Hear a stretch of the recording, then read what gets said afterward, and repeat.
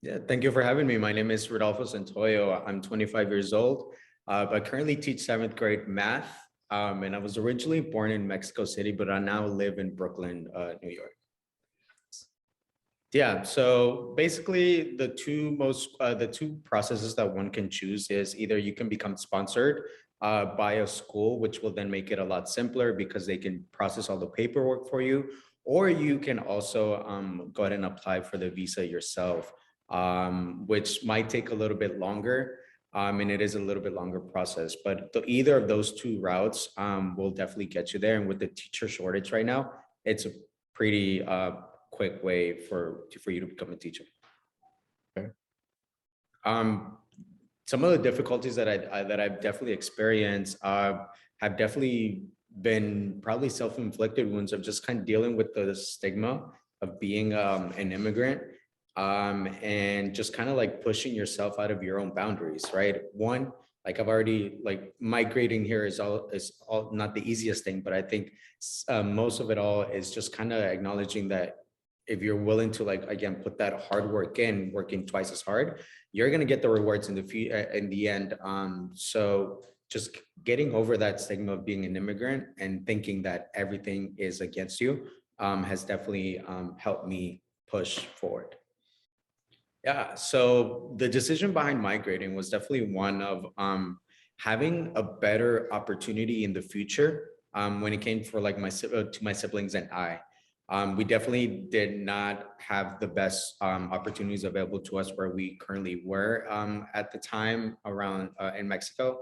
So just having access, I think that's the key here. Just having access to those opportunities is what made my parents want to migrate. When it comes to family, I do have a couple of aunts and uncles that stayed behind in Mexico. If here we go, me using math, but I would say about 70% of my family is still remaining in Mexico, with 30% being over here. When we migrated, we basically, I'm sorry, I keep using it. When we migrated, when we immigrated, it was me, my direct family, and two other families that came with us. Nice. So both your parents still live here. Yes, both my parents were still here.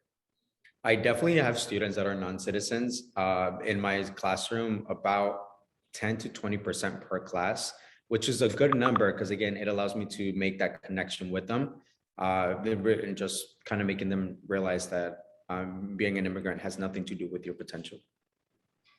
What attracts me the most about teaching is definitely the difference that one gets to make, not just academically. You start learning students own, like we spoke about culture, you speak about like their lifestyle, you speak about the choices they want to make, where they see themselves. So just kind of being able to be that one difference and also that guide and getting them to where they want to be is probably what attracts me the most about teaching. Of course. So in 2012, Obama signed an executive order that granted about, I believe, 3 million young people who arrived here with their parents' legal status, allowing them to basically work, get a driver's license, and receive some of the benefits that they did not have without that proper documentation.